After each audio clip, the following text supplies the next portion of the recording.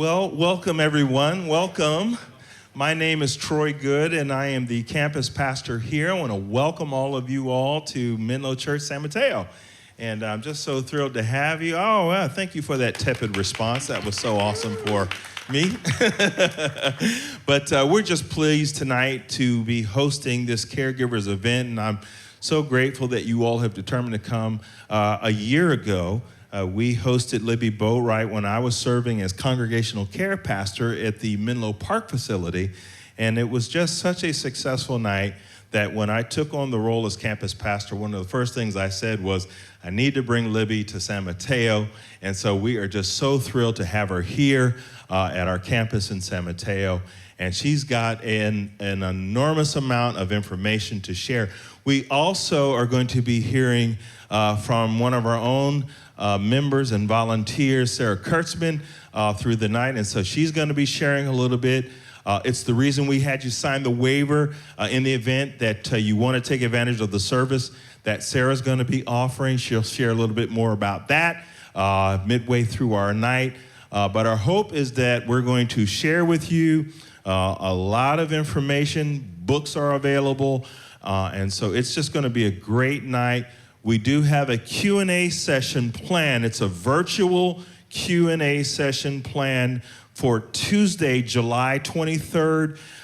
You'll be able to scan the QR code and get all of the information you need so that you can log on, you can register. If you did register, you should have received an email that will also give you that link so that you can log on. You can also submit your questions in advance so that our next week's question and answer session can be a successful, profitable time for you. But without further ado, I want to invite to the stage Reverend Elizabeth Boatwright. And so could we just celebrate Dr. Boatwright as she comes? God bless you. Bless you. Well, it's great to see everyone here tonight. I am honored to come to the San Mateo campus. I've been on the Mountain View campus and the Menlo Park campus, and finally, San Mateo. I'm so excited. So thank you for inviting me, and tonight is going to be from the fire hose, let me tell you. So I expect you don't have to take notes because we're going to give you the slides. So just sit back, relax, and learn all about what we're going to do, which is caregiving and end-of-life transitions. So as Troy has said, my name is Libby, and I have worked at Stanford now for 11 years as a chaplain, primarily in decedent care and also palliative care and hospice. So end of life is very, very common for me right now. I have probably witnessed close to 300 to 400 deaths and also done that many memorials as well. So I'm very, very close to this topic. It's called The Last Things We Talk About because when my parents died, they left a lot of boxes. A lot of stuff that I didn't know what to do with, and my brother-in-law, I almost said Frank Boatwright, that was my husband. Frank Marsh was the executor, and he had to go through it for 18 months. He had all of these papers to do, and I thought, there's got to be a better way. So in the middle of the pandemic, I wrote the book, and I think it's an inspiration for a lot of people to get started. So let's go on to the first slide, if we would. And I want to just talk about what we're going to talk about tonight. 4 million seniors reported unpaid medical bills in 2020, and 98% had insurance. Unpaid debt has amounted to $53.8 billion. That's a lot of money.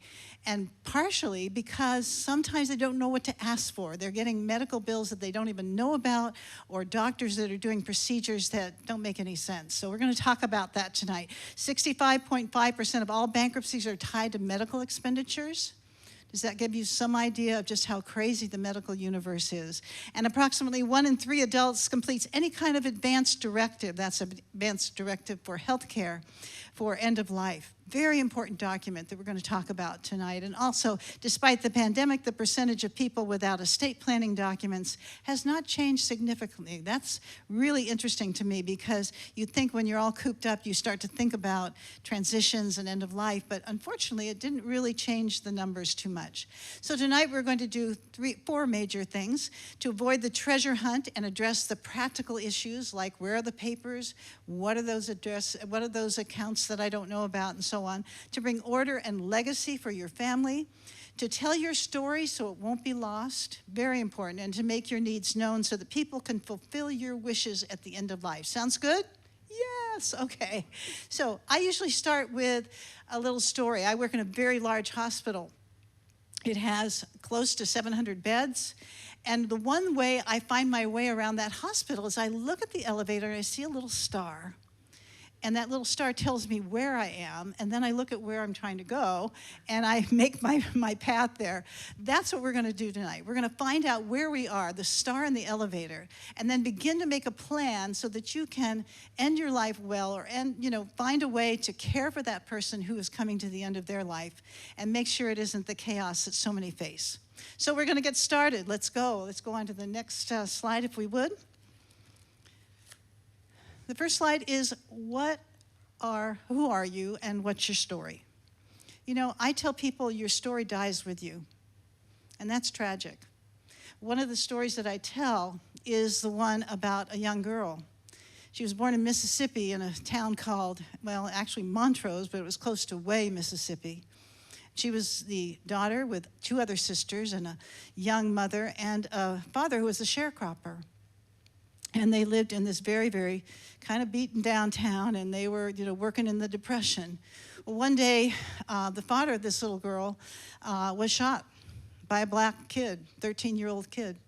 Changed the family completely. The mother had to go and find work. She only had a 6th grade education, and the little girl was wondering how she was going to survive. Well, the mother then decided to marry again and had another baby, so there were 4 girls now, and then he abandoned her. So the little girl found herself in a very precarious position because they were couch surfing and they were going to different relatives and trying to figure out how to scratch a living, but it wasn't working. And one day the probation officer showed up, and the little girl and her sister ended up going to Natchez into an orphanage, and they remained there for quite some time. The oldest daughter ended up going to reform school, and if you know anything about reform schools, you know that wasn't good news. The youngest baby stayed with the mother, and they somehow survived until that same girl was 18 years old. She'd found a sponsor, someone to help her, because her mother couldn't even afford to get to the orphanage to see her.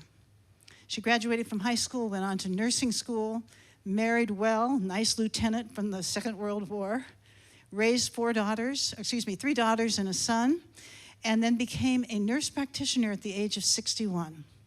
She continued working until she was 87. Now, if you can't guess already, that was my mom. Mamie Jewel Tisdale, hubby. What a story.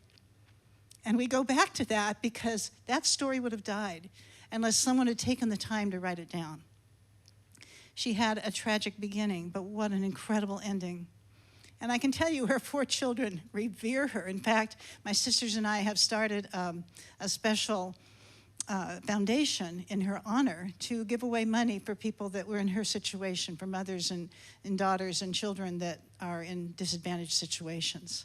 So her legacy lives on, but it wouldn't have lived on unless we'd found out, unless my sisters and I had gone down to that orphanage and found out the story, unless my husband and I had gone to this little tiny hamlet called Way, it doesn't even have a street anymore, and sat on a back porch with someone and listened to that story.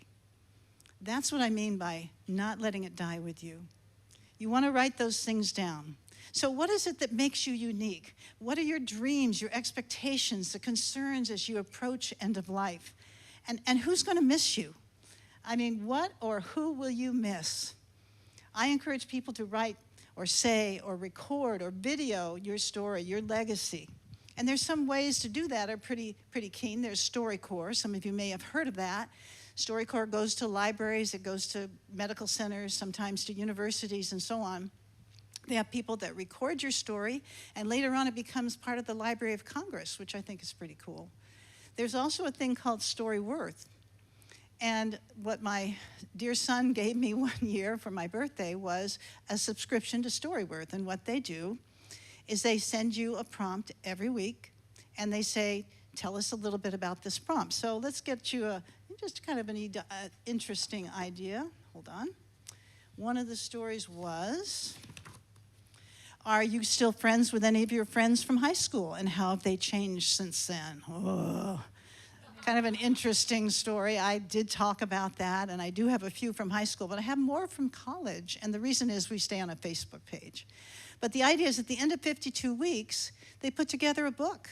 And you can add your pictures, you can add old photographs, things from the past, and make it into a real story of your life. One other thing that I've just picked up today, thank goodness it just came in the mail, is called a Life Story Interview Kit. And this is just 150 prompts so that they prompt you from, things like midlife. What's this?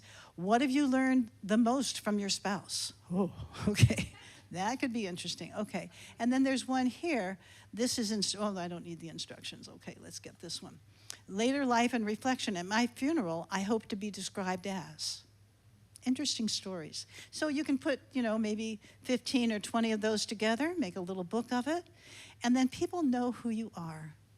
You're so unique and so wonderfully made, and that's why I want to encourage people to write down your story. And if you're working with someone who is near the end of life and they haven't written that story, tape them, get a few questions together and say, Grandpa, what do you want to tell your grandkids? What are those things that matter to you? Okay. The next slide. The greatness of a community is most accurately measured by the compassionate actions of its members. That's Coretta Scott King, the wife of Martin Luther King Jr. I believe that because as we begin to age, as we begin to find ourselves in debilitating situations, we need to know who our team is, who our tribe is. So one of the things that I tell people, let's go on to the next slide, is who is in your community? You're usually at the center of it because that's who you are and you know yourself well enough. And usually at the same center is tier 2, your 2 o'clock friends. Now what do I mean by 2 o'clock friends? Those are the people you can call at 2 o'clock in the morning and that's okay. Or they can call you at 2 o'clock in the morning and that's okay. They are your closest friends and often not your family. Maybe it's 2 or 3 really good friends that really care about you, know you, care about what's going on with you, and those BFFs are part of your inner circle. That's why they're listed here. Then in tier 3, you have the doers. The people that would make the casserole, the ones that take care of your dog, the ones that are perhaps willing to put together a calendar of things that you need, like appointments, or maybe you have to go to a medical appointment, and you can't drive that day, but you have a friend that could drive. So you make that your tier 3 people, and you can call on them to help you with some of the mundane things and coordinate issues that come up from time to time. Then tier 4 are your professionals. Those are your people that are appointed. They make appointments with you. You know them fairly well. They kind of know your situation, but they're not the doers. They're not the people that are going to make you a casserole. They're the people that are going to take care of you. Maybe your occupational therapist, your physical therapist, your speech therapist, your doctor, primary care, etc. Those are your tier 4. And finally, there's tier 5. It's pretty much everybody else. Sometimes it's neighbors, although tier 4 can certainly be neighbors as well.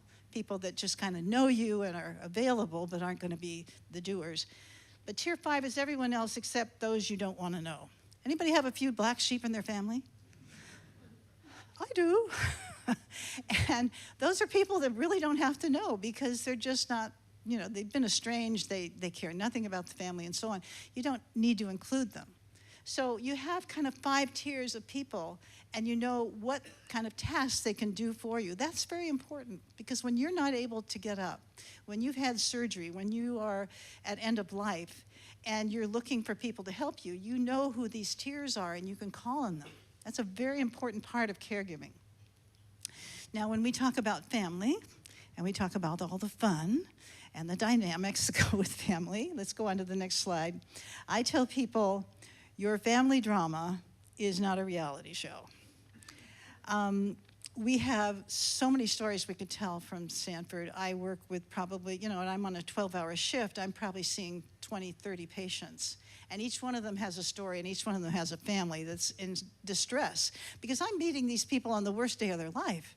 They've just been told they have stage 4 cancer, or they've just been told they're going to have surgery, whatever it is. And I'm having to work with a family that's in distress. So sometimes they handle extremely well, and other times they're going postal on you. and it's really tough. So we want to make sure that whatever the family is doing, the most important person in the room is the patient, not so much the family. So making wishes known to loved ones is very important in advance. I say this because so often we have family dynamics where people don't speak to each other, or someone believes that they are in charge and they are not going to tell anybody what else is going on. The broker is the one that tells the doctor what they will do, and it goes through that broker, and then they tell the patient what to do, and it becomes kind of this bouncing ball, if you will. So family dynamics are very important, and you know who the players are, and you know how to handle that. One way I would suggest is a thing called the Conversation Project. I think that's on the next page, maybe not. Yeah, let's go into the next slide.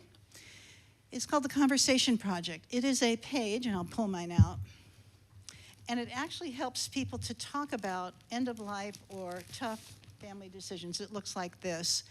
It has actually 6 forms. You can have a form for children, a form for adults, there's a form for people with dementia, many different kinds of forms for the conversation. But it's important that you have a script, because very often, especially in the greatest generation, those in their late 80s and 90s, they don't talk about these things. Money, future issues, their health, it's very hard for them to talk about it. So this gives you some prompts to kind of get the party started, get the conversation started. For instance, as a patient, I'd like to know, well, Dad, if you're a patient, which looks like it's coming up with your surgery, what is it you'd like to know? Do you want me to tell you all the things the doctor says, or do you just want to be in the dark and we'll handle it? Those are the kinds of things. As the doctors treat me, I would like my doctors to do what they think is best, or I want to have a say in the decision. Anyway, this is a really good script for people that are working through those family issues. It's called the Conversation Project. I really highly recommend it. And again, there's 6 forms of it. And then here's where it gets interesting. How many people know what an advance directive for healthcare is? Raise your hand. Oh, thank you, Jesus. Okay. There are so few people that know, and I'm so glad this group is on the ball. Okay. And advance directives can save thousands of dollars. As a chaplain, I do a lot of these because actually it was a spiritual care department that started the advanced care directive movement at Stanford. And we've probably done, thousands of them. But the idea is to give you the power to say how you want to be treated. Because if you don't have an advanced care directive in place, then the hospitalists or the people that are in your care will do exactly what they think is right. And that's lovely, but it's often what you don't want. So what an advanced care directive does is you have the opportunity to give permission to another person, probably 2, in my case it's my sister and then my son, and they will speak for you when you cannot speak for yourself. So now, where does an advanced directive happen? Well, most hospitals have their own version, but if you don't have your own version, then I suggest that you might look at some of the other ones, like the 5 wishes. There are also places where you can get an advanced directive online through the California State online portal. And the idea is you fill this out, you appoint people. If you don't want to appoint people, that's okay, because you can also say how you want to be treated. In other words, I don't want CPR. I don't want intubation, a big tube down my throat. But I do want this, I do want this. So you can make those decisions, those choices. Then it's very important when you do your advanced directive that you get it witnessed properly. A lot of people say, well, I'll just have the nurse do it. That will null and void it, okay? The reason is that's a conflict of interest.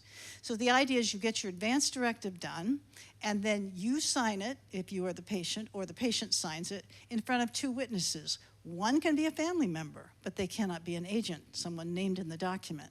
The other one cannot be a family member. So be very careful how it's witnessed, how it's signed. Then everybody gets a copy, right? One goes in the chart at the hospital, the original goes back to the patient, and anyone that's named as an agent will get their own copy. Then it also goes, and most importantly, into medical records, which means it will be a permanent part of your chart. Why is this important? Well, I'll give you a story. I had a lady that came up to me. I was teaching a class in a senior living class somewhere in De Anza College, I think. And she said, oh my God, I'm so glad you told me about the advanced directive. I said, well, tell me about that. She said, well, we got it signed, and then the doctor wanted to do all these things, and I pointed out to them that that wasn't in the document, and he couldn't do it. So it saved me $65,000. Thank you. And she walked away. And I thought, okay, good for you. But that's the idea. You get to choose what you want. You get to choose the people that will speak for you, and that is a legal record.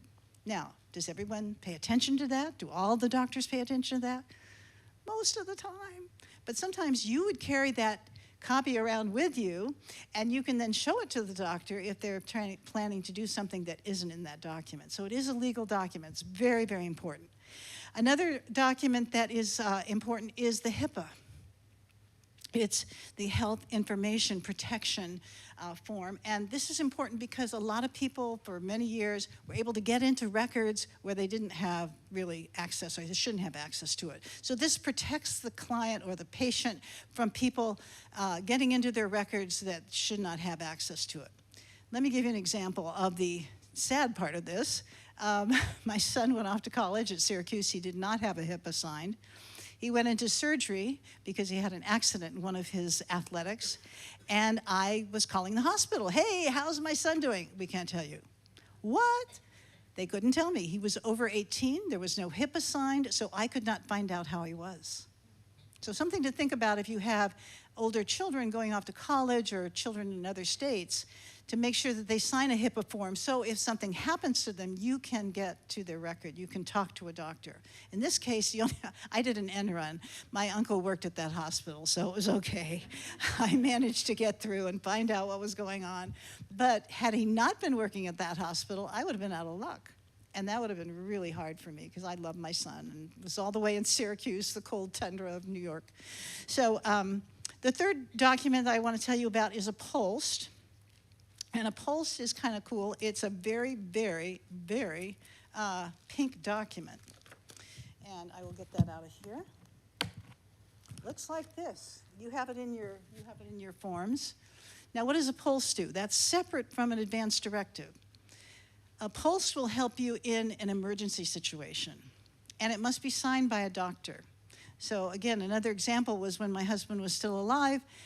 Frank had a fall in the house. It was not uncommon for a person with Alzheimer's. And I had to call 911. I called 911, and I had his POLST ready. Now, what that meant is that they could look at this form and know exactly what kind of emergency procedures they could do. Without it, they had to guess. So when you fill this out, you're basically informing the emergency technicians what they can do and what they cannot do. It is signed by a physician. They keep a copy of it. It goes in your medical record, and you keep a copy at home. I suggest, I know this sounds funny, to put one on your refrigerator. It may not be great for guests, but at least you know where it is, or at least in a place where it can be seen readily. Because EMTs sometimes come in on a person who's living alone, and the first place they look is the refrigerator, and the second place they look is the bathroom. So it's a very important form. If you haven't filled one out, I suggest highly you consider that, and your doctor's going to look at you sideways, and you're going to say, nope, got to do it. Just got to do it. Okay. Very important. So 3 forms: the Advanced Directive for Healthcare, the HIPAA form, and the POLST. So let's talk about the next, we can go on to the next slide. Advocating for yourself. In this day and age, doctors will do a lot because hospitals are businesses. I wish I could tell you they are just perfect compassion places, but sometimes they have to act like a business, and they're looking for ways they can keep the business running, and they often run the bill up. So you have to be an advocate. Sometimes they're going to ask for a procedure and you don't want it, and you can refuse it. That's okay. And sometimes there'll be doctors that don't agree. I've had this happen more times than not, where they keep the patient waiting for 5 and 6 days, and the patient's wondering, I'm looking at linoleum, I'm looking at these lights, I'm tired of waiting here. So we have to get an ombudsman or a patient care advocate in to try to settle that score and get the doctors to talk to one another. I had one case where a person waited 7 days, and he came to me and said, I'm really tired. I said, hold on. Got a hold of the patient advocate. She got a hold of the patient. The next day he had the surgery. And the reason is they don't want to have legal arguments. They don't want to have another suit at the hospital. So sometimes we have to step in and be an advocate. Let me give you an example of this in the Bible. There is a wonderful verse in Luke 8 where Jesus is talking to the crowds. And there are two examples of people that are advocating for themselves.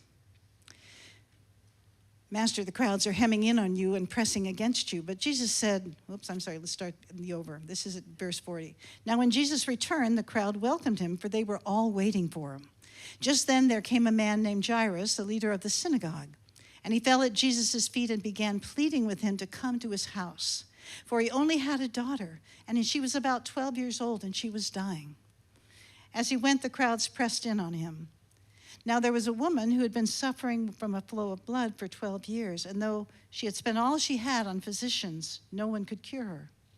She came up behind him and touched the fringe of his cloak, and immediately her flow of blood stopped. Then Jesus asked, "Who touched me?" And when they all denied it, Peter said, "Master, the crowds are hemming in on you and pressing against you." But Jesus said, No, someone touched me, for I noticed that power had gone out from me. And when the woman realized that she could not remain hidden, she came trembling and falling down before him. She declared in the presence of all the people why she had touched him and how she had been immediately healed. And he said to her, "Daughter, your faith has made you well. Go in peace." While he was still speaking, someone came from the synagogue's leader house to say, "Your daughter is dead. Do not trouble the teacher any longer." And when Jesus heard this, he replied, "Do not be afraid. Only believe and she will be saved." And when he came to the house, he did not allow anyone to enter with him except Peter, John, and James, and the child's father and mother. And everyone was weeping and grieving for her. But he said, "Do not cry, for she is not dead, but sleeping." And they laughed at him, knowing that she was dead. But taking her by the hand, he called out, "Child, get up." Her spirit returned, and she stood up at once, and he directed them to give her something to eat. Her parents were astounded, but he ordered them to tell no one what had happened. This is the word of the Lord. Thanks be to God. You know what? Next slide, please. These advocates in the Bible, I think, are very important for us to understand that when we're in a hospital, we can speak up. Jairus and his believed to be dead year daughter was an incredible situation for him. This was his daughter. He loved her, and he made a passionate plea. Sometimes we have to make a passionate plea. "Please do this procedure. I need you to do it. I believe it's going to save the patient, my mother, my father, whoever." But then there was a sick woman with a flow of blood for 12 years. She was a risk taker. She didn't know if it was going to work, but she was ready to reach out and find the man's, just the hem of his robe and take a risk. And sometimes we have to do that in a hospital, in a clinic or something. We don't know the outcome, but we're willing to take the risk, and that's what this woman did. And both of these people succeeded because Jesus heard them.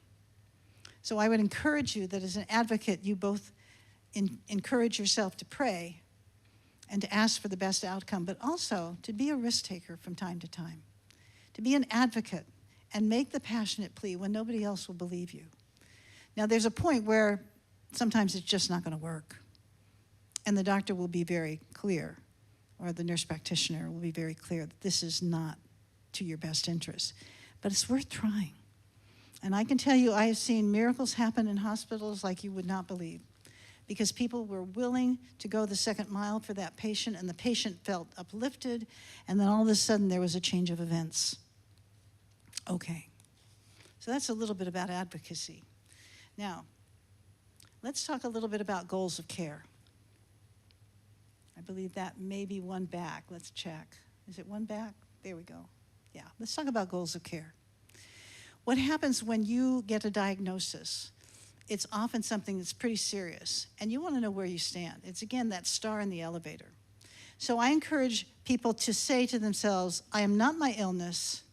I want to know what's going on." And so you have one called "What are my goals of care" in your booklet, in your packet. And this is a very important conversation that people have, and I encourage you to go to that conversation with the person that's named as your agent on your advanced care directive, because they're the ones that are going to speak to you if indeed they have some kind of care and you're not able to speak after the surgery. So they want to know what's going on too. But they're very important questions. What's my current understanding of where I am with the illness? Do you know? Some people don't. They just get this diagnosis and they go, okay. But there's complications with that. What has the doctor communicated with me so far? And how much more information about my current condition and future prognosis would I like to have? What do I want to know? What do I need to know? Now, maybe that's not about you. Maybe it's about your mom or someone else, a sister, someone in your family. But these are good questions to ask the doctor. And believe me, doctors want these questions. They want to know that you care. They want to know that they can answer these things. What are my biggest fears and worries? Are you scared you won't be able to do something? Or are you scared that they will take your knee away for a while, or they're going to reduce your hip and you won't be able to walk? Or what are those fears? What gives me strength as I think about the future with my health concerns or illnesses? That's really important, because sometimes this is an altering situation, a surgery that's going to really change your life, and you want to know what's going on. What abilities are so critical to my life that I cannot imagine living without them? Is it walking or driving? I mean, when my husband had to give up his car keys, that was tough. He had this independence. He loved driving around and getting to the Pacific Grove and going places. But when he wasn't able to drive, I was the chauffeur. So it was doubling my time, but I was willing to do that because I knew he still needed to get out. If my health situation worsens, what's most important to me? What are the things that I want to do? Do you want to go to, I'll give you an example. We had a gentleman who was in stage 4 cancer, and he had 2 things he wanted to do. He wanted to go to Mendocino to see his son get married, and he wanted to go to Paris. And I said, okay. So we managed to get him to Mendocino. Why? Because we knew what his wishes were, and we knew how to schedule his chemo so that he could be 1 week off before the wedding and 2 weeks off after the wedding, and then we could start up the regimen again. He made it to the wedding, but he didn't make it to Paris. At least we tried. We knew what his wishes were, and so that was important to him.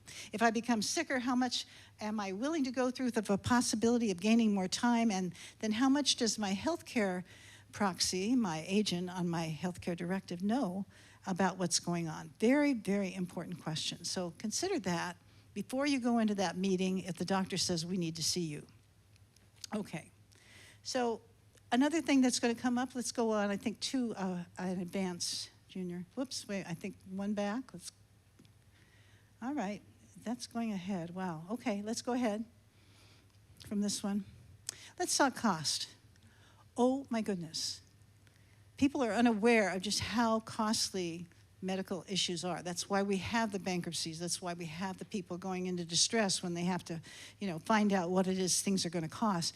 So back in 2020, when I first wrote this, the assisted living range was somewhere between $30,000 and $50,000. It's more like about $35 to $65 now per year at assisted living facilities. And $191,000 was 2 years of home care, 1 year in assisted living, and 1 year in a nursing facility. That's a lot of change. Most people don't have that in their back pocket. But that's what we're facing as a country until we come up with different situations, and hopefully we will soon.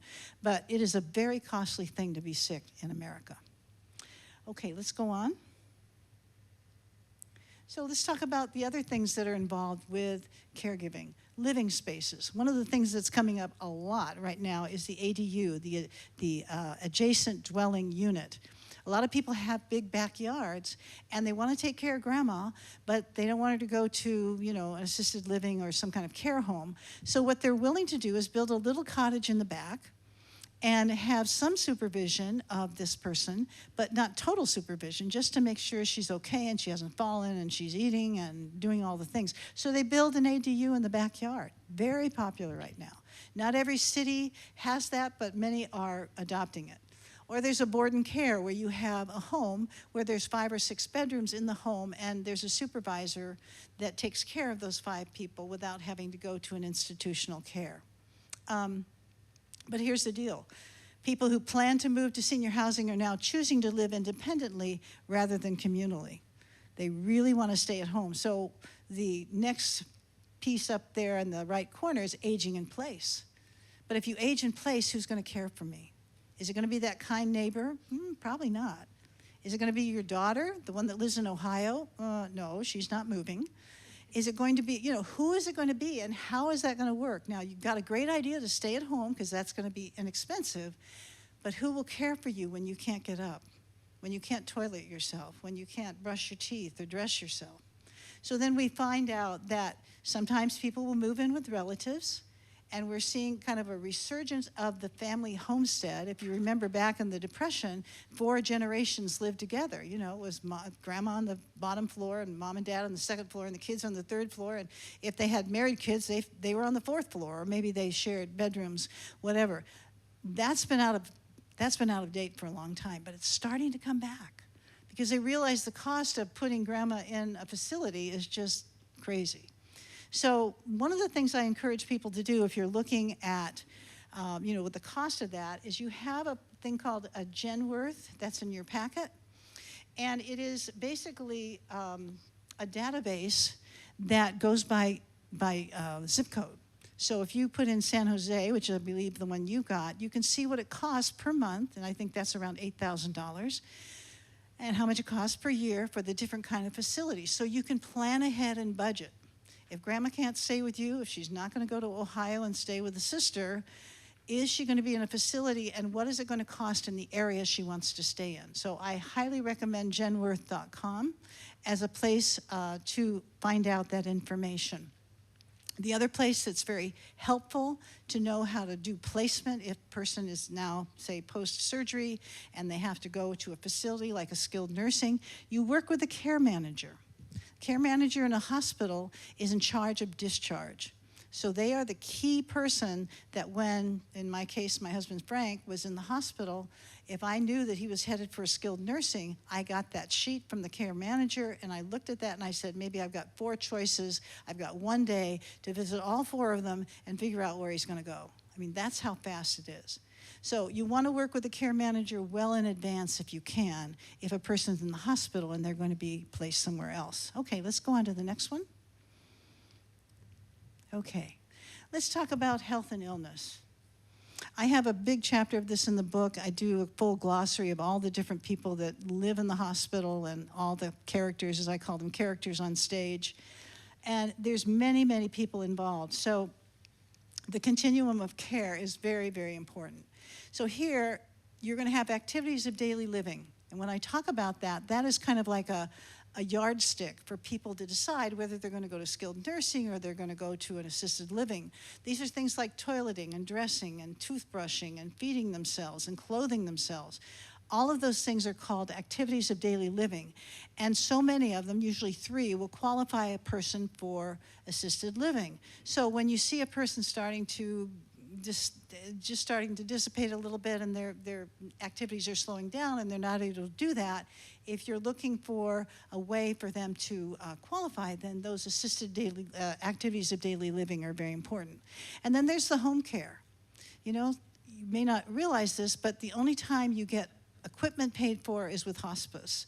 Normally, you've got to buy your own wheelchair, you've got to buy your own cane, you've got to buy the crutches, all those things. A bed, if it's necessary, the oxygen, those are all costs that you have to bear. Sometimes they are covered by your plan, but not very often. And then the home treatments. We're going to hear from Sarah tonight, who is an occupational therapist, but there's also people like physical therapists and case managers and speech therapists and people that come to your home. And you want to find out if they're covered under your policy and how many visits they're covered under, because once they get to their limit, then you start paying for those as well. And then what's your family involvement? When my grandmother was sick and she was in an assisted living, my mother assigned us, this is not a choice, you will be assigned, certain days of the month, and we had to go and visit her because she wasn't sure that she was going to get the best care unless one of the family members was there. So that was our family involvement. We had a calendar, we knew which day we were going to go, and we went. But not every family has that, and a lot of families live far away, so that's not going to happen. Then there's the friend involvement, the next door neighbor who's nice enough to check in and maybe bring a casserole once a week and so on. But when a person's really declining, that's not enough. And we have to be aware that maybe they can come 1 day a week, but not the whole time. Then there's practical issues like who's going to do the lawn, who's going to clean the dishes when they can't stand up, all those things that they're living alone. And so there's errands and procedures and food and home maintenance, all of those things that normally would be fine for a person who's ambulatory and able to get up and do all of those chores, but a person who's starting to decline, those are things you have to address as a family. And then transportation. Oh my goodness, how many people have lost their license or can't drive anymore? And who's going to drive them to the appointments? Who's going to get them to the adult center and places they can go? So there's a place called findhelp.org, just like Genworth. This is a very good website that I encourage people to look at, and it's resources by zip code. So when you say, okay, I need to get someone for transportation, I need someone to deliver food, I need someone to find me a good adult daycare center and transportation there, you can hook into findhelp.org and it will come up on that screen. We've already talked about case management and things of that sort. So there's quite a list there of the things that are considerations. And you'll have these slides for yourself when you can look at that and make that your checklist. You know, when grandma's starting to fail and she wants to stay at home, these are the things that are going to come up. And how do you address them? Okay, let's go on to the next slide.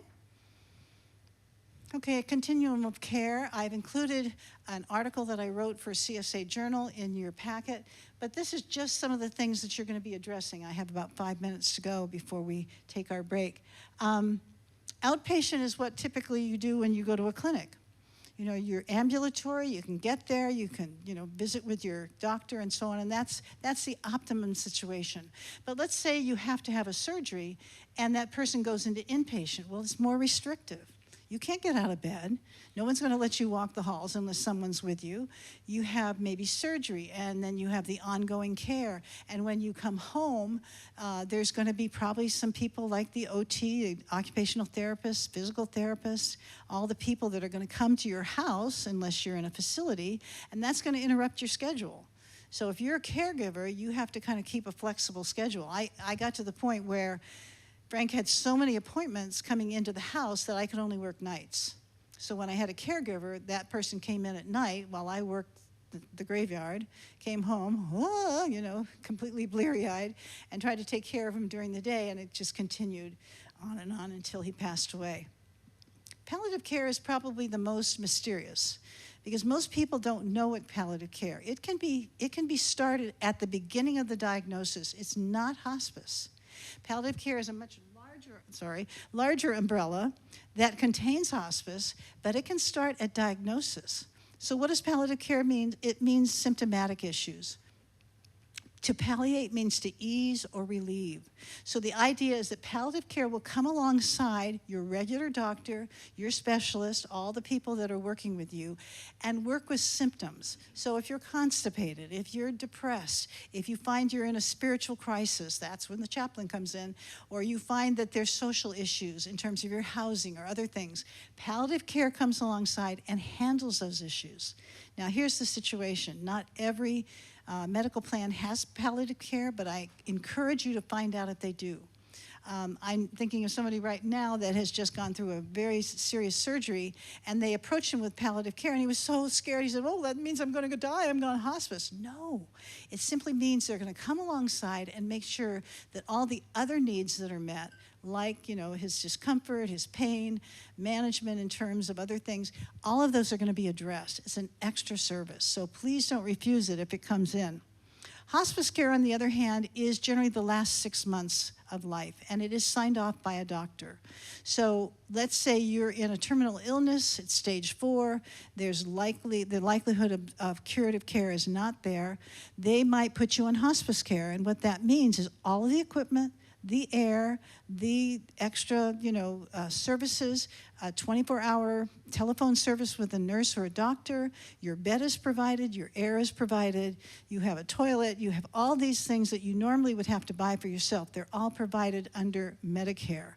So that's hospice care, and don't be afraid of it. If it's something where someone is terminal and they're definitely on a trajectory towards their end of life, then hospice care is a blessing. It basically means the hospital comes to you. And so if you use it wisely, you have people coming to your house rather than you having to go to the emergency room and getting in an EMT wagon and all the other things that are so awful. One thing that's important is generally transfusions are not available in hospice care because that would be considered curative, so something to consider. Then comfort care is generally the last few hours or days of life. So this is when usually if they've been intubated, they take them off that intubation, they take them off the pressors, they put on maybe a BiPAP, which is just something that looks like a BiPAP, CPAP machine. They give them oxygen, they allow the body to die peacefully. Often there's some kind of pain management done, and it's when the family can gather and say their last respects. Remember, the last thing to go is hearing. And so when they're on comfort care, it's very important the family gathers and prays over them and sings songs and spiritual songs and lets them know how wonderful they are. And then at the point of death, removal of all support, the body is at rest and the vital signs are taken and the death certificate begins. So that's some way of looking at the continuum of care. I would suggest that you read the article if you can, because it goes into more detail. Okay, let's go on to the next slide if we could. Thank you so much, Sarah. I don't know if you're still here, but that was just great. And, occupational therapy was so much a part of my husband's life in those last few months, and just giving him the ability to be able to get up and stretch and walk about the house was very important. So thank you, Sarah. Appreciate it. Okay, let's go on to the next slide, if we would. Chapter 4, this is where kind of the meat of the book that I wrote in legal and financial matters. And I start with the story about King Hezekiah. Very important story if you haven't read it. It's both in 2 Kings 20 and also Isaiah 38. And it says, in those days, Hezekiah became ill and was at the point of death. The prophet Isaiah, son of Amoz, went to him and said, this is what the Lord says. Put your house in order because you are going to die. You will not recover. Hezekiah turned his face to the wall and prayed to the Lord, remember, O Lord, how I have walked before you faithfully and with wholehearted devotion and have done what is good in your eyes. And Hezekiah wept bitterly. Then the word of the Lord came to Isaiah, go and tell Hezekiah, this is what the Lord, the God of your father David says. I will add 15 years to your life, and I will deliver you and this city from the hand of the king of Assyria. I will defend this city. What a great story. A man of faith who was concerned, knew that he was going to die, intercede with a prophet Isaiah to tell him to put your house in order. And that's an edict that we all need to remember. Because as we put our house in order, we leave a legacy for our children. We have the possibility of then being their history. And it continues on in their life because we manage that well. We become good stewards. I wonder if somebody has a book, because I'm going to need to read a chapter. Dave, can I borrow yours? Thank you. I want to read a story about two people, and they're real people. These are people I used to be a minister for, Ollie and Lucille. And they were two situations that bring this to light. So let's talk about Lucille first. It's in chapter 4, begins the chapter. Okay, here we go. Lucille. Lucille died at 67. She had a tumor in her brain and died after numerous chemo and radiation treatments. She was survived by an assortment of children from her deceased husband's first marriage, her first marriage, and grandchildren from both sides. Lucille's death occurred in the hospital after a protracted and lengthy stay filled with hospitalists, specialists, and her primary doctor. All of these medical personnel were left to ponder the best plan of care and determine what should be done because Lucille refused to sign an advance directive. Her children, unaware of her wishes, allowed whatever recommended tests to be carried out on her, and because the tests were doctor-endorsed, her family assumed the test would prolong her life indefinitely. They didn't. At the church for the memorial planning, the family spent most of their time arguing about money and who should be invited to the ceremony. No one had any clue about Lucille's wishes for a send-off or what was to be said or sung. The pastor, that was me, acted as a ringleader while the family processed their anger and grief and anguished over the inheritance. Back at the house, the treasure hunt was underway, with the invited children combing the rooms for clues as to where the estate summary might be found, with dreams of sugar plums and new cars dancing in their heads. Meanwhile, those who were not invited to the excavation considered hiring a lawyer to make sure they got their fair share. But there were no documents to discover, as Lucille had never prepared nor collected them. And what Lucille's survivors also didn't anticipate was the enormous bill that awaited them from the hospital. They forgot to account for that and the final taxes and estate costs while they were mentally adding up their inheritances. 2 years later, with attorney fees mounting, the estate was still not settled due to a lack of a will and of money to pay the probate costs. Lucille died intestate without a will in place, and the estate had its own formula for redistribution of the remaining monies. The two sides of the family are still not speaking to one another. That's Lucille. Okay, now we're going to talk about Ollie, who was pretty much the opposite of that. And these are real people. In sharp contrast to Lucille, Ollie had known that planning ahead was wise. A career military person, he decided early on what he needed to set in place before his death. And although he was estranged from one of his 2 daughters, he opted to treat both daughters equally so his wife would not have to argue or settle any costly legal disputes. He had a durable power of attorney for health care and an advance directive, signed and in place, specifying his wishes and concerns. His trust and will were also up to date. He had updated all his financial accounts and insurance policies and shared his account numbers for his pension and Social Security. He made a list of his personal PINs, codes, and passwords, as well as a list of all other confidential information that he shared only with his wife so she could safely keep it and then easily access the information upon his death. He also had a list of his contacts at the VA and other advisors and resource people in his life. He had pre-planned, not prepaid, his burial and his memorial service, the scriptures, songs, and the message. Oh yeah, the message he wanted to have read. He had made an inventory of possessions he wanted to pass on to his 2 daughters and had written a loving letter of memory and thanks to his wife, children, and close family members. Once he had prepared and collected all this crucial information, Ollie had placed it all in a white binder. The information in the binder was tabbed and indexed and ready for review. His wife, children, attorney, advisors, and pastor were each given their own copy of the binder. And after all this was done, Ollie could live the rest of his life in peace. When he died, it was a joyous, celebratory end. There was no treasure hunt, no arguments, just Thanksgiving. Yay for Ollie. Okay, I can give this back to you. So how do we put our house in order? Well, I've given you some ideas. The next slide, if we could. There we go. Do your heirs know your wishes? Some people just say, well, I've just got a bunch of boxes. They'll figure it out. Well, my brother-in-law spent 18 months figuring it out, and nobody got paid, and nothing was settled until those boxes were sorted through. And I love my parents dearly, but my dad loved keeping things. He was a child of the Depression. There were 57 boxes of things to go through. My mom, on the other hand, had her own boutique. If you've ever seen people that save gifts, she saved every one. And they were all a big wall of fame in the house where they lived. I mean, it really took a long time. So the idea, what we're going to do is get a financial inventory. So financial and legal inventories. What are the income sources? What are the auto payments? Are there debts to be paid? Are there assets and liabilities, what you owe and what you own? Is there insurance or retirement plans? Are there IRAs? There might be an IRS matter. Maybe you've had some kind of a audit or an audit's coming up and you need to have records on that. Are there after-death arrangements? Things like, do you want to be cremated? Do you want to have a full burial with a full casket?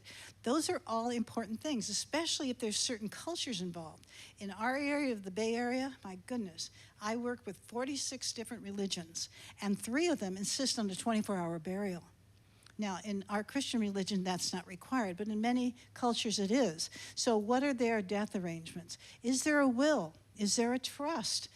Is there a durable power of attorney for finances? We know about the one for healthcare, don't we? We've been talking about that, or the HIPAA, the POST. Is there military information? Do they have the DD 214 form so that they can have a proper burial at one of the military sites nearby? Are there personal wishes or gifts? You know, I'm presuming many of you are part of the Menlo Church here at San Mateo. I think it's great that we can tithe, that we can give special gifts when we die. You may want to remember people in that way. Or is there a basis on that home before they sell it? One of the things that I was blessed with when Frank died was the fact that we had a stepped-up basis. And so because I did an appraisal of the home at the time of death and was able to sell with all the exciting fees like that, under that, I paid no taxes. Now that in this area is incredibly rare. But it's very important that you get these things done. So you have a basis on the home, you have an appraisal on the home at the time of death, you understand what the tax issues are involved, and you get a good tax person like an EA, an attorney, CPA, someone to work those things out so you don't get into trouble. Also, the passwords and codes and PINs. How many times has someone died and they didn't have the passwords, and all of a sudden those bank accounts were held up for weeks because no one could find those passwords? Now, it's very important that when you have a password list, it doesn't belong to the same list as your financial inventory, because why would that be true? Why wouldn't you want to put them together? Yeah, somebody could get into your accounts. They could find a way to sneak in. How many people have been hacked? I have been hacked. I'm sure some of you have also been hacked. And you know that there's a very, very, how can I say, a lot of criminal acts go on in terms of hacking and in terms of finding out accounts.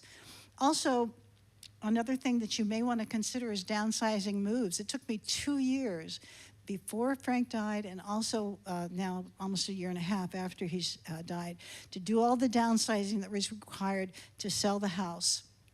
And so downsizing is a big part of this as well. What do you want to sell? What do you want to keep? What are you willing to put in a garage sale or an estate sale if you had to move? So where do we begin? Well, I've given you a checklist of essential information and documents. That's in your packet. And you'll see pretty much the same things that I've covered here, because I'm trying to go a little rapidly, are there. And I would also say then, once you have this information, where are you going to put it? Some people will put it in just a paper copy, something like this, a final wishes, where they can put the inventory there and have it all in one place. Others might use something a little bit more extensive, like when I'm gone. I'll have these out on the resource table. But again, it tabs and creates information for each part of this pile of things. So one page for income, one page for assets, one page for insurance. So your heirs can look at this book and say, oh, that's where they are. Oh, that's how we contact. That's who the financial planner is. That's who the tax person is. I can get a hold of these people and we can get all of this paperwork done when someone dies. I've also brought what they call a Knox box, which is a brand new product that's just come out recently. I think it's pretty cool. They basically do all these inventories and subject matters, and you basically put your own file book together, or you can, pay for the whole thing. They'll send the box to you and so on. But it's very helpful for someone who collects papers. So if you're of a generation where paper matters, this is probably a really good idea, because you can sort all of those things and put them in order and have them ready at the time of death. They also have things like, special key bags. I think it's in here. Something that holds all the keys. That was in the front, yeah. Hello. Have little key bags for all the keys for the cars and the houses and so on. So if someone passes away, they can look at this box and they know where everything is. It's a pretty cool thing. But we also have generations that don't believe in paper, right? And maybe they're more digital, so they want to just put it on a flash drive, or they want to put it on a disk. That's fine too. The most important thing is you know who your executor is, the person that's going to handle your estate, and you tell them what you've done. Because otherwise it becomes a treasure hunt, right? So whatever you do to organize, make sure that they are coming along as a partner and they know where these things are. My son is so bored with me. I said, okay, honey, where's the box? Oh gosh, Mom, I think it's in the bookcase now, Where's the fireproof safety deposit box with all the papers? I think it's under the book, okay. So every time he comes to the house, I have to show him where it is, because I've moved recently. But the idea is he is aware and informed that if anything should happen to his mom, he knows where to go. So these are important inventories that we need to do. And I've given you a whole list of those things. You can use that as a checklist, whatever. But I would highly recommend that if someone passes away, make sure you get that evaluation of the house. That is really key. Because when the house sells, that will make a great impact in terms of how the taxes are handled. Okay, and I've also given you a little information piece on secure your digital legacy before you die. That's important too. Okay, let's talk about saying goodbye. Let's go on to the next. I think we've got, saying goodbye. A lot of people may have in this room people that are close to death or in transition points. And so I encourage to do some creative things with these people. Much of this was started during the pandemic, ways that we can communicate with the patient without being there, but many of these can be done, of course, in the hospital room now. Number one is Caring Bridge. Imagine, if you will, if someone's sick and you have maybe 10, 15 calls a day. It's exhausting. And you don't want to do that. So what you do is create a little site on the Caring Bridge site, and you put the news out every day. And you say, today, Henry ate very well. He sat up. We got to walk around the hospital corridor, or we walked around the house, or we took a little trip to the beach. And he welcomes your comments. So then you tune into Caring Bridge, and you put a little response to that. It doesn't require a phone call. It doesn't require anything. You're simply responding to the news of the day. That saves the caregiver. It saves the patient. It is a wonderful thing. So if you haven't already thought about that, use Caring Bridge as a way to communicate with your friends. Also, of course, visits in person. And I encourage you not to stay 3 hours. Okay. Some people think, I'm just going to bless them. I'll be there 3 hours and we'll have this wonderful time. No, half an hour is good. An hour is kind of over, but, again, what you want to do is just enough to bless them and let them know you care about them. Bring something if that's appropriate. Flowers aren't always appropriate because of allergies, but maybe a little cookie or something they can enjoy and eat, something personal. Let them know the points of the day. Let them feel as though they're still alive.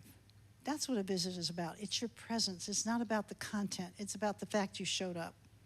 So visits are very, very important. Zoom visits, of course, were very popular during the pandemic, and we can still do those if a person is, say, on quarantine or if they have COVID or something else. We can also create a positive environment. A lot of hospital rooms are really ugly. And so I try to come in and say, let's do a poster. Let's do some pictures. Let's put some cards in there. Let's put some flowers in there, or something that livens the room up a little bit. Because believe me, if you have to spend 24 hours in a room and you're staring at linoleum either up or down and the food's bad, a positive environment is very important. I do musical playlists. For my age, it's usually the Beatles and the Beach Boys, right? But for others, it might be, hard rock. It might be Black Sabbath. I don't know, whatever turns their boat. But the idea is that you can make a playlist for them, and they can play that, and you can make commentary as you tell them the story of the songs that you picked for them. Therapy dogs, very important in the hospital. Most hospitals have those. They're dogs that come in and they can be petted and they can add this wonderful kind of calming presence. There's FaceTime, of course. Marco Polo, if you haven't tried that, it's a little mini video that you can send to someone that they can pick up rather than FaceTime, which has to be face-to-face at a real time. Marco Polo is like a little video you send them and give them the news of the day or some funny song, whatever. Meals and recipes. One of the things we did when Frank was sick is that we would have a meal with his favorite food. Now that would be grits, okay? He's a Southern boy. So we would have a meal with grits, and he would look at that, you're having grits, And we'd Zoom that so that we were like the other side of the table to him. And then we would bring him grits, and he could eat that in the hospital. So the idea is do some special meals or recipes. Tributes are very important. Sometimes we never get to say those words to that person until the end. So you might want to think about things that they mean to you. In other words, Dad, you were always so good about that bicycle. I couldn't ride it at first, but you were so helpful to me, and you got that done. Tributes are important. Readings and prayers. We're Christians. We can bring scriptures. We can bring hymns and songs. Then we get to kind of at the end of the visitation time. I call it the last sprint. Very often people are very sick for a long time, and then all of a sudden, out of nowhere, they decide they want to have one last party. I had one lady who, I'll never forget her name was Mary. She said, I want to have a party. I said, what? She said, yeah, tonight, I want to have a party. Well, who do you want there? Well, everybody, just bring everybody. I said, okay. So I called a lot of people from the church. I called her family. I said, we're just going and bring some food, So we got some forbidden snacks. We put a little champagne in there, we really made it up. She had this great party, stopped at 9 o'clock. She says, okay, everybody go home. Next day, she died at 12 noon. She knew because she's the only person living in her body, and she wanted to have this last sprint. So that was her way of doing it. Now, her husband was 10 feet away in another bed, and he died 15 days later. It was so touching. And so we did their memorial together. But the idea is that last sprint was so important because he could party too. The finish line is usually, as we've mentioned, the comfort care. When someone is at the point where there really isn't anything more we can do other than keep them comfortable, maybe do some pain management and so on. And then, we get to the point of death. And in most hospitals, there's a thing called the pause. And the medical personnel stand around the bed and they take a moment just in silence and honor that person. Sometimes they'll say a word, they might say a prayer, they might call me in to say a prayer. But the idea is to honor that person in their life. And then, of course, we ask people to take time before you leave. So if you're there with a loved one and they've just passed away, take some time. Don't try to just scoot out of there. Take some time. Remember this person. Take a little moment to think about their life and how your life will be different. And then perhaps thank the medical personnel, the people that have been there for them. Often they will come in and thank you because it was a privilege to take care of that patient. There's also a thing called a line of honor.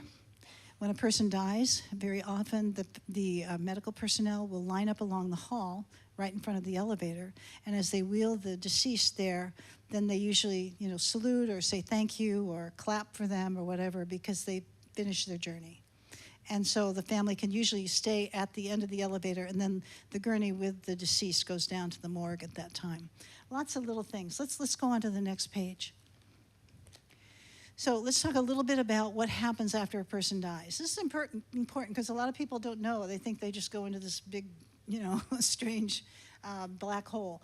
The idea here is that we check for vital signs. A doctor or nurse practitioner will come in and check for vital signs, make sure that the eyes are dilated properly, make sure that there is no sign of any kind of brain activity. And then, as I said, they'll pronounce, which is the time of death. That will go on the death certificate, and they will have usually a pause. Then at that point, the family is informed. If they're not in the room, then we have to inform the family. And the body is prepared for the cold room unless it's a coroner's case. Now, some people say, well, does that mean it's awful? It means they're a criminal? No. Coroner's case simply means that there was an undetermined point of death or undetermined reason for death. So like with my father who died at home, he was not on hospice. He was a coroner's case briefly because they were unsure of the exact cause of death. There was no doctor to supervise him. So in the coroner's case, they go to the medical examiner's office. In this case, it would be San Mateo County. For where I live, it would be Santa Clara and San Jose. And the body remains there. They usually do an autopsy, so be prepared for that. Because again, it is a forensic situation. And then at that point, they reach the funeral home that the family has checked in with, and they'll transfer the body to the funeral home. If there's no coroner's case, then it's up to the family to make that decision about the funeral home. So you usually have 2 to 3 days to decide first cremation, full body funeral, and then where that body's going to be transferred. Once that arrangement has been made, then they call the hospital or the facility, and they transfer the body to that place. Okay? There's usually a wake or memorial. Here's a little tip. Be sure to call your church. It's not unusual for people to say, yeah, we got the memorial planned for the 30th. And then they call the pastor and say, hey, the memorial's planned for the 30th. And he goes, I'm not available the 30th. Okay. So the idea is to call the pastor first before you plan the memorial to make sure you have someone to be an officiant. Then you find the facility, then you go on with your plans. But it's almost amusing how many people plan everything in advance, and then they finally go, oh, I better call the the church, and maybe I should call the pastor. No, call them first. Okay. And then the death certificate is issued. You cannot bury a person in the state of California without a death certificate. So this often jams up a lot of things because people want to, everybody's here in town visiting the person that just died and they want to have it soon. And unless the death certificate is done, they cannot bury them. So sometimes we'll just do a memorial and we won't bury the person until the death certificate is finished, and that's fine. But in order to actually put them in the ground or someplace as an internment, the death certificate must be completed. So that's important. Okay, let's go on to the next slide. So what happens next? I call this a SWOT. You know, we have the strengths. There's generally a closure when someone passes away. There's a lessening of stress because you're not having to be there every single day and worried about whether they're dead or alive. There's a change in time commitment. You're not having to worry about all the people that are flying through your house or all the different appointments that you've had to make or the hospital visits you've had to do. But then there's the weakness because there is a feeling of loss. And we'll talk a little bit about loss at the end of this time. But loss can really take you down. I mean, there is part of grief is depression, and we can't fight that. It's going to happen. It may not be as long as for others as it is for some, but it is a loss. And we're going to feel a little stuck sometimes, where we can't move as quickly because our mind has just been so fixated on all of the loss or the fact that you've had to be at the hospital every day for the last 3 months. The O is for opportunities. There is now a time to start over. Your whole life has changed because this person is no longer there. Their memory is there, but the actual opportunity of being able to do some different things rather than always care for them is now available. You're working towards a new normer. You're recalibrating your life because so much has been centered around that person. Now you're releasing yourself from that, and you're able to say, okay, now I can do this, or I can go here, or I can have a vacation where I couldn't do that before. And then the threats are, of course, depression. Depression is part of grief. We'll talk about that a little bit, but it is part of what we have to do. And if we try to repress it or ignore it or not say it exists, it'll come back. It's part of our processing.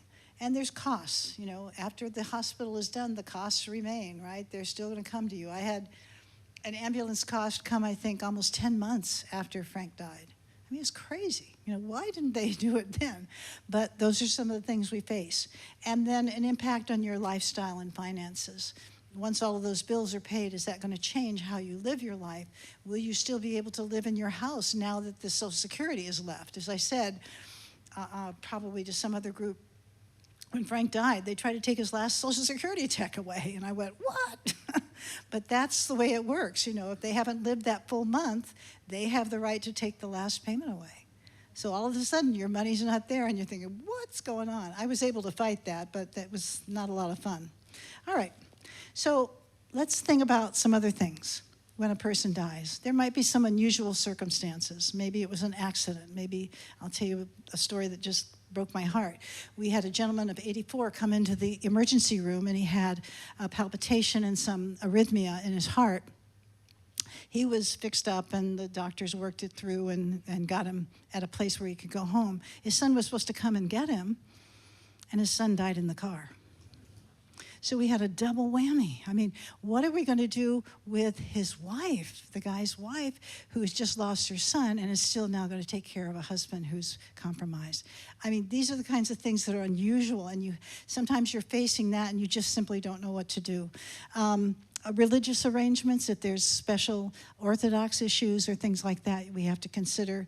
Personal representative duties, I'm going to give you a list that you have in your packet. But when you're an executor, you have a job to do, and it's lengthy. So we'll talk about that as well. Arrangements of the burial, we've already talked about that. If they're military, we need to get that honorable discharge ready.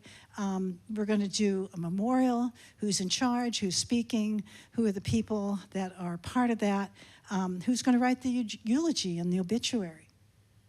And what happens when we can't be there in person? Think of what happened during COVID. I mean, we couldn't even go to funerals. And so everything had to be done remotely. And there was this whole industry going on with, video, memorials. It was really a very sad time. Now, of course, we're back to almost normal. Also, you're going to know that in that first year, you're going to have tax issues. You're going to have house basis and closing costs. Lots of things you have to consider. Auto payments Anything that was normally coming through automatically, is that going to be part of your paperwork and deposits, including the Social Security, which I've just told you about? And then the next thing is just called the emotional baggage claim. You know, we have so many things going on at once. And the good news is if you've taken the time to plan your legal and financial matters, and you know what the paperwork is that's coming, you can cut this down to practically nothing. Because I had all of the work done for Frank, I was done in 2 weeks. 2 weeks, that's all it took. Most people are spending 6 and 8 months to get this done. I was done in 2 weeks because everything was in place. And I had my sons and others that were helping. And then we learned, too, to curb expectations with decision making. You don't have to make every decision right away. You can defer things. It's okay, unless it's a really big bill and somebody's coming after you. Defer things. You don't have to go to every social event. You don't have to go to every party at Christmas time. In fact, I have a whole story about, how to survive the holidays when you're going through grief. All right, so in your packet, you have a thing called a checklist for the personal representative. If you look at that, there's 30 different tasks involved, and I highly recommend that you look at this. It's also part of the book. But the idea is that these are the things that happen pretty much in order. So we notify the appropriate facility, the hospice or funeral home, et cetera, of the death. We notify clergy. Notice they're number 2. Yay, okay. To make sure that the faith community is aware and that people are praying for you, and you have a date perhaps for a memorial if that's your choice. You arrange for the care of any minor children or pets. Remember, if there's children at home and this person's died, who's taking care of those kids? And the pets, a lot of people think of pets as family. Oh, yeah. In fact, I didn't normally talk about this, but there are pet trusts, right? So you can make a trust for yourself and you can make a trust for your pet, because after all, they're going to need to be fed. They need to be, taken to the vet. They need to have care and so on. So there are trusts set up for that as well. We talk about body disposition, notifying family members, locate the original will, and so on. This goes on for 30 different little tasks. And so some people appoint even co-executors so that they can take care of half this list and the other one can take care of half of it. But it's important that, say, number 19, compile a detailed inventory of all assets. Check that this inventory corresponds to any list made by the decedent prior to death. You want to make sure things match. And then the debts and so on and so forth. And one of the things that really wasn't put in here was the assessment of the home, to make sure that if there is a stepped-up basis, you have that advantage for your taxes. One thing I tell people is that people are at their worst and their best at a funeral. You will see people that are absolutely a little bit mentally off, be absolutely totally appropriate, and others you thought were going to be so calm go just global. they go off the rails. And so as an executor, if that's your job, you need to be kind of close to the belt. You don't say anything until it's appropriate. You don't make any promises. You don't tell everybody, well, yeah, here's your portion and here's your portion, when you haven't paid the taxes, you haven't dealt with the estate, you haven't dealt with any of the other things or probate. You want to keep all of that close to the belt until everything's settled, and then you make the announcement to the heirs about what they're going to receive. Now, in some cases, people will keep a separate account just to take care of some of the immediate expenses like burial and parties and receptions and so on, and that's fine. But the major corpus of what that estate is should not be shared with anyone appropriately until you got your numbers together. It's just too crazy. All right, in the back of your packet, I have given you a lot of sheets to work from. Body disposition and memorial planning. You've got another one called body disposition wishes, the ceremony, so you can plan the ceremony in advance. If it's for you, you can tell them what songs you want. For me, it's going to be a black singer and a bagpiper, okay? So be prepared. I also have the eulogy and the obituary planning worksheet so that you can, get something ready for the paper if that's your choice, and then that's pretty much it. Last thing I want to talk about is grief, just very briefly, because we're just about at closing time, as we say. We started a little bit late today, but I'm just going to give you 10 general principles about grief and loss. And I think these are important because, let's go on to the next, I think we got the next slide there. There we go. Facing the avalanche. Grief is not linear. It doesn't have a timeline. If people say, hey, it's been 6 months, get on with it. Don't worry about him. I mean, Frank was nice, but, you can go out and date or something. Holy Toledo. No. Expect the roller coaster ride. There's going to be denial and shock. There's going to be bargaining and anger and depression. There's going to be reconciliation and reevaluation. All of those things are going to be part of your grief. You do not have a timeline. Some people take years to work over. In fact, there is an old adage that it takes half the length of a marriage to overcome the grief. I'm not going with that, because if somebody's been married 60 years, holy moly, that's going to be too long. But, you take the time you need, and no one is able to rush you or tell you what your timeline is. Number 2, know who your friends are and call on them. This is when the 2 o'clock friend, that second tier, that third tier, comes into play, because maybe you're going to have a low day and you just say, it'd be fun to just go out and walk today. Could you come by? And they'll say, yeah, that sounds good. Or let's have coffee, or let's do something. They want to be with you, and it's okay to ask for help. It's a sign of strength. So call in your friends. There is no right way to grieve. Everyone walks their own path. Oh, my goodness. The people that have come on my side.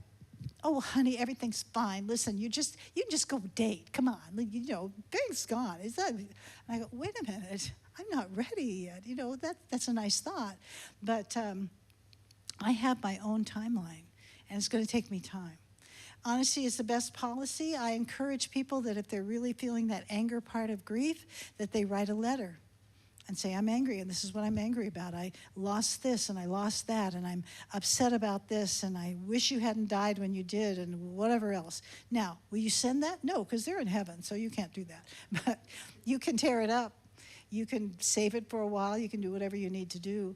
But the idea is sometimes writing it down helps, and you have a way to kind of permanently put it in writing. You can't do it all, delegating and letting it go. You're going to find days where you are lower than a whale's belly, as my husband would say, and that means you're sad, and you can't do it all, so you start delegating. Here's the key. People call and they say, what can I do? What can I do? Give them a list. Okay? Make a list of the things you'd like to get done, and then when they call, you give them something specific. The worst thing you can do is when someone says, just call me, everything's fine, just call me if you need me, I'll call you, and they never get a call, and they think they're not needed. So your job is to write down all the things you do need, and when they call or when you need something, you call them back and say, when you said you could help me with something, here's something that would really help. I need you to take Johnny to the doctor appointment because I'm going to be somewhere else that day. Or I need you to take the dog to the doggy daycare because I'm going to be on vacation and I just need someone to do. Whatever it is, delegate. It's okay to delegate because they want to help. And if they don't help, they think you don't care about them. That's crazy. So some more principles are, let's go on to the next slide. Counseling. As I said, asking for help is a sign of strength. Don't be afraid of that. Make sure you get to a counselor if you need it. It's the assistance that works for you. They'll personalize it. Most medical plans have at least 10 visits as part of their short-term plan. And so you can take those 10 visits without a lot of cost, maybe a copay of $25 or something like that, and get your stuff out. Let it be known how you're feeling, and this person will give you tools to work with. And let me say, kids grieve too. When somebody's lost a grandparent, a very close grandparent, kids often start making their bed. They start being the perfect child because they think they did it. They think they had some part in it. And if they just act really good and they act really special and they're a perfect child, everything will be back and they'll come back and see me. And that's not true. So we have to let children grieve and let them be heard. And when they talk to you, you don't give them the, scholar version of death. You just say, Grandpa wasn't able to live anymore. His body simply died out, and it was really sad, and we're all sad, but he's not going to be here anymore. So tell me about what you remember about Grandma or Grandpa, whatever it is. Speak on their language. Okay, be good to yourself. Self-care is a sign of recovery. That means you take bubble baths, or you go on a long walk, or you get to the beach, or you eat your favorite food every once in a while, not to excess, please. And you find ways to do self-care. It's very important. Watch for signs of depletion. If you find you're wearing yourself out, you're not eating, you're not drinking, you're doing things that aren't healthy for your body, that's a sign of getting help. You need to do that. And then rekindle your spiritual life. We've been talking a little bit about verses tonight, but it's a wonderful thing when we can come back to God and say, God, I need you now. This is a time when I need you. I've been able to kind of take care of this person and do all the things that they needed. Now I need you to take care of me. And so I need to know more about you. I need to model after you. I need to know that you're going to give me the hug I need at night that I'm not getting right now. And finally, prayer. Prayer is conversation where God starts the dialogue, right? So the idea is that when we sometimes just be silent before God, he can speak to us and give us the things that we need to know. We don't have to have long, elongated prayers and all that kind of thing. Sometimes just silence is enough. I tell people silence is one of the greatest dialogues we have in the hospital. When someone just sits with someone and says nothing and lets them start the conversation, or lets God prompt them with the right words to start that conversation. So let's go on to the next thing. Finding assistance is a sign of strength to ask for help. You may have friends and counselors, people that can help you. Who's in your support pod? Does your family know what you're going through? That's important. I have the most wonderful family, and they know every day what I'm going through because I'm living with them. That's the thing. But for some people, they don't know. And so it's okay to tell them that it's been a hard week or something has come up. Self-care helpers, personal trainers, or walking partners. Maybe you're in a small group, and it's okay to share with them, what's going on, and you ask for prayer and so on. Are you being good to you? And then there's the professionals, the people that you have to, do all the paperwork, the bankers and the lawyers and the financial planners and the life coaches and the case managers. They're all there for you. Use their services. Don't be afraid. And then finally, of course, your pastor. You are so blessed to have Troy. My goodness, what a blessing he is to so many, and his just incredible, passionate, compassionate spirit. He's the kind of guy that you can saddle up with and talk. And I've had that opportunity because he did Frank's service. And I can tell you it just meant so much to me to know that he would take the time for me. So that's what pastors do. They take time and they saddle up, sit alongside you and let you know it's going to be okay. It's not perfect because you're going through so much. Okay. 4 verses I'm going to leave you with. I know we're just about there. Actually, we are there, but I love these verses, so you're going to get them. Revelation 21, 1-4 says, Then I saw a new heaven and a new earth, for the first heaven and the first earth had passed away, and there was no longer any sea. And I saw the holy city, the new Jerusalem, coming down out of heaven from God, prepared as a bride adorned for her husband. And I heard a loud voice from the throne saying, See, the home of God is with mortals. He will dwell with them, they will be his peoples, and God himself will be with them and be their God. He will wipe every tear from their eyes. Death will be no more. Mourning and crying and pain will be no more, for the first things have passed away. That's heaven. That's the end times. It's so beautiful when you think of it. A city dressed in a skirt, okay? I mean, it's a little odd, but dressed as a bride makes different meaning for it. It's the most beautiful moment when we look to the back of an auditorium, we see this bride coming down, and she's dressed in the most gorgeous gown, and she's beaming and she's smiling because this is the church coming together with our Savior, Jesus Christ, and that's heaven. We look forward to that. That's part of what heaven looks like. And then in John 14, it says, Do not let your hearts be troubled. Believe in God. Believe also in me. In my Father's house are many dwelling places. And if it were not so, would I have told you that I go to prepare a place for you? And if I go to prepare a place for you, I will come again and will take you to myself, so that where I am, there you may be also. And you know the way to the place where I'm going. And Thomas said to him, Lord, we don't know where you're going. How can we know the way? And Jesus said, I am the way, the truth, and the life. No one comes to the Father except through me. If you know me, you will know my Father also. From now on, you do know him and have seen him. Think of the personal place that God has prepared for you or your loved ones. For me, it's going to have Mystic Mint cookies. It's going to have my guitar. It's going to have opera singers and a bagpiper. That's my personal space. And I know that God is preparing that for me. As I get older, I know that's what I'm going to because God will take me there. Jesus will come and personally bring me there.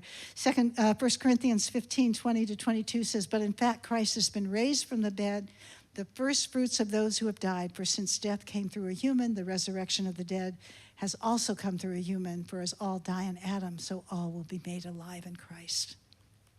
Eternal life is real.